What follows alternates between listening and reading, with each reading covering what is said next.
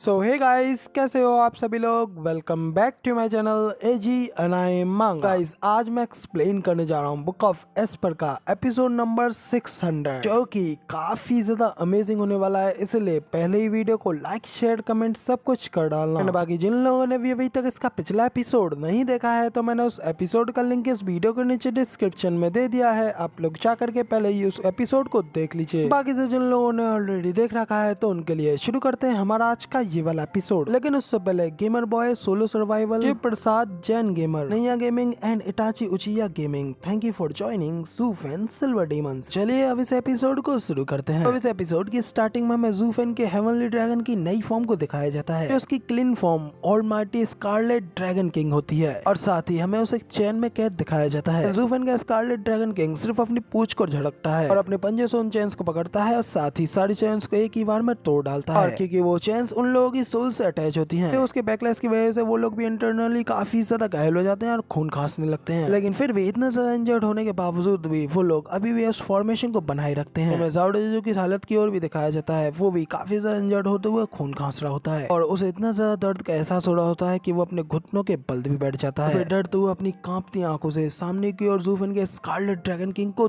देखता है। ठीक उसके सामने आकर के उसे ही बुरी तरीके से घूर रहा होता है। हमें बाहर से एक्सीलेंट हायरन को भी दिखाया जाता है, वो भी हेवनली ड्रैगन की इस फॉर्म को देखने के बाद कहते हैं, मैंने कभी भी नहीं सोचा था कि इसकी हेवनली ड्रैगन सोल इतना बदलाव करके इस तरीके से चेंज हो जाएगी और आखिर उसे किस तरीके की एनलाइटमेंट मिली होगी जो कि उसने इतनी ज्यादा पावरफुल हेवनली ड्रैगन सोल को पैदा किया। वाली फॉर्म पिछली फॉर्म से दर्जन्स ऑफ टाइम ज्यादा स्ट्रॉन्गर होगी। भाई मी, मुझे नहीं लगता है कि हम भी कभी इस चीज को पूरा कर पाएंगे। एक्सीलेंट भाई मी भी कहते हैं, इतनी ज्यादा यंग एज में हेवनली ड्रैगन सोल को लेकर के इसकी इतनी ज्यादा जानकारी, उसका हेवनली ड्रैगन सोल को इस लेवल तक पहुंचाना, वाकई में इसका भविष्य काफी ज्यादा ग्लोरियस होना तो तय है। और मैं तो सिर्फ ये देखना चाहता हूँ कि आखिर इसके और येलिन के बीच में, इन दोनों के बीच में कौन विनर होगा। आखिर इन दोनों में से कौन होगा वेस्टरलैंड के सबसे बेस्ट टैलेंट होने का वर्दी। हमें वापस से सीन अंदर का दिखाया जाता है, जहाँ पे कि ज़ाओ डेज़ू अभी भी ज़ूफेन के सामने घुटनों के बल बैठा होता है और उससे कहता है कि ज़ूफेन, क्या हम लोग इस सब चीज के बारे में बात नहीं कर सकते। एक काम करो, मैं पहले ही हार मानता हूँ, इसलिए अब तुम्हें आगे कुछ भी करने की जरूरत नहीं है और अब तुम्हें इस सब को यहीं पर रोक देना चाहिए। ह्यूमन स्कैमिंग सेक्ट अब आगे बढ़ करके औरों को भी चैलेंज दे सकता है, क्योंकि हम पीछे हट करके एक स्तर नीचे गिरने के लिए तैयार हैं। और हमें ज़ूफेन को दिखाया जाता है, जो कि उसे देखते हुए स्माइल करते हुए हंसते हुए कहता है, ओह तो अब तुम पीछे हटना चाहते हो। अगर आखिर तुम्हारा वो पहले वाला बॉसी एरोगेंट फेस कहाँ गया? तुमने मेरे हेवनली ड्रैगन सोल के कई सारे स्किल्स बर्बाद कर दिए, अब तुम बस यहाँ से बच करके भागना चाहते हो। अगर इस सब के लिए तो अब काफी ज्यादा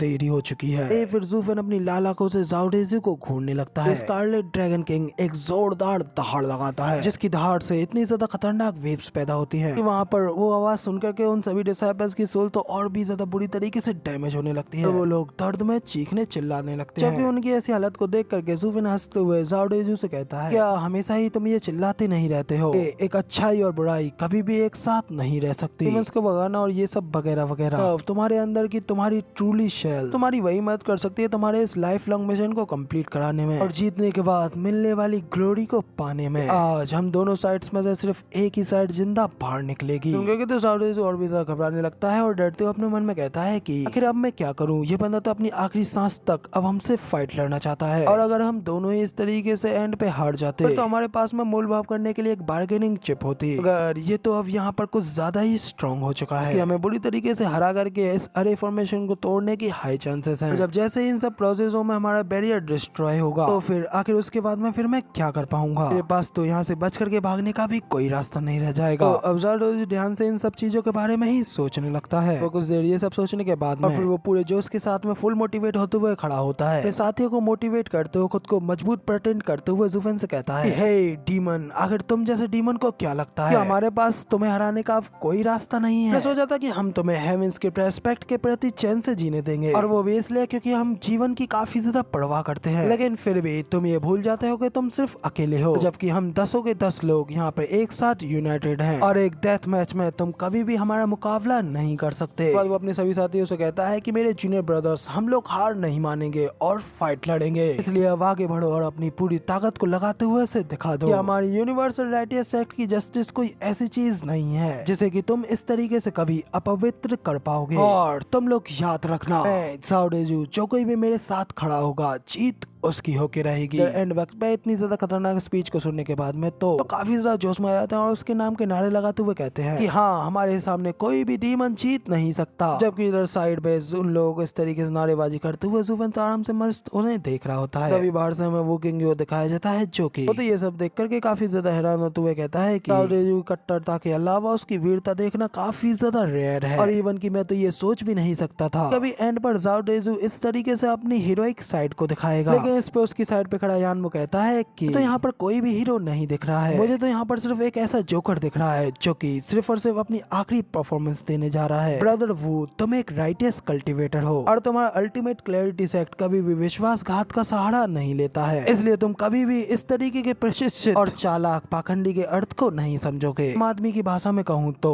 जो कुत्ते भौंकते हैं वो कभी काटते नहीं। क्या तुम कभी अपने साथी भाइयों को लड़ने के लिए प्रोत्साहित करने की कोशिश करते समय इस तरीके से तरह तरह के रीजंस देने लगोगे? फिर कौन सी यूनिवर्सल राइटियसनेस और आखिर कौन सी जीत? ये सब कुछ भी नहीं बल्कि सिर्फ और सिर्फ एक बकवास है। आखिर यहाँ कौन नहीं जानता कि जीत का असली हकदार वही है जिसकी ये मुट्ठी पूरी तरीके से भरी हुई हो, और अगर वो शुरू से ही ये सब करने में सक्षम होता तो फिर तो ये मामला पहले ही कब का खत्म हो चुका होता। तो इस पर वो किंग यानमो से पूछता है कि फिर तो आखिर वो इस सब से क्या करना चाहता है? तो यानमो से बताता है कि वो उनका इस्तेमाल सिर्फ और सिर्फ वहाँ से बच करके निकलने के लिए कर रहा है, इसलिए तुम बस रुको और खुद अपनी आंखों से देख लेना। तो हमें वापस से मिस्टिक 11 सेक्ट के यंग मास्टर को दिखाया जाता है। जाओ डेजू की स्पीच पर काफी ज्यादा खुश होते हुए कहता है सचमुच वो लोग डीमंस के खिलाफ खड़े होकर के एक राइटियसनेस का सिंबल हैं, इसलिए ज़ुफेन इस बार तो तुम पक्का से मरने वाले हो। तो सिस्टर जुजु तो उससे तंग आते हुए उससे कहती हैं कि ये सब कुछ तो सिर्फ और सिर्फ छोटी मोटी चालें हैं, यूनिवर्सल राइटियस एक्ट का गिरना तो पहले ही निश्चित है क्योंकि जाओ डेजू एक बहुत ही घिनौना कायर है। तो फेरिसुई भी थोड़ा हैरान होते हुए किंग चैन से पूछती है कि किंग चैन आखिर तुम ऐसा क्यों कह रही हो? क्या तुम्हें अब भी वो बहादुर नहीं दिख रहा है? किंग चैन उसे बताती है कि तुम शायद ही इसे देख पाओगी कि वो बंदा कैसे उन सभी कल्टिवेटर्स का इस्तेमाल कर रहा है, लेकिन इस तरीके से आम लोगों के बीच में एक दूसरे को धोखा देना तो आम बात ही है और वो न्याय की बातें सिर्फ और सिर्फ बाकी के लोगों को फाइट के लिए उकसाने के लिए कर रहा है, जो कि उन सभी व्यक्तियों में से सिर्फ एक अकेला व्यक्ति है जो कि खुद ही अपने उन उपदेशों का पालन नहीं करेगा और उन लोगों के बीच में छोड़ करके वहाँ से भाग निकलेगा। फिर मैं तो ये सोच रही हूँ कि आखिर फिर वो लोगों को क्या एहसास होगा किंग चैन के मुंह से जाओ डेजू के बारे में इस चीज को जान करके। तो फेरिसुई भी काफी ज्यादा हैरान हो जाती है, जबकि तभी हमें सीन वापस से अंदर सुमेरु वर्ल्ड का दिखाया जाता है क्योंकि वो सभी लोग एक बार फिर से अपनी फॉर्मेशन को संभालते हुए ज़ुफेन के स्कारलेट ड्रैगन को कैद करने के लिए फिर से अपनी चेन से हमला करते हैं। इस बार ज़ुफेन का ड्रैगन सिर्फ अपनी टेल का इस्तेमाल करते हुए उन सभी चेन्स को पीछे की ओर ढकेल देता है, लेकिन जाओ डेजू अभी उन लोगों से कहता है कि मेरे साथियों हिम्मत बिल्कुल मत हारना, मैं जाओ डेजू तुम्हारे साथ में हूँ, तब तक जीत हमारी ही मुट्ठी में है। तो फिर से बेवकूफ बनते हुए उसकी बात को मानते हुए फिर से ज़ुफेन के ऊपर अटैक करने लगते हैं। दिखाया जाता है कि वो लोग ज़ुफेन के स्कारलेट ड्रैगन और ज़ुफेन को फिर से चेन्स में बांध लेते हैं। देख करके तो उनमें से एक बंदा खुश होते हुए कहता है कि आखिरकार हम कामयाब हुए। सही जादू जी को देखने के लिए पीछे मुड़ करके कहता है कि ब्रदर हमने कर दिया। अपने पीछे के उस नजारे को देख करके तो काफी ज्यादा हैरान और शौक हो गया होता है। ज़ुफेन को दिखाया जाता है वो तो मस्त उन्हें देख स्माइल कर रहा होता है और फिर हमें भी उस पीछे के नजारे को दिखाया जाता है जहाँ पे हमें पता चलता है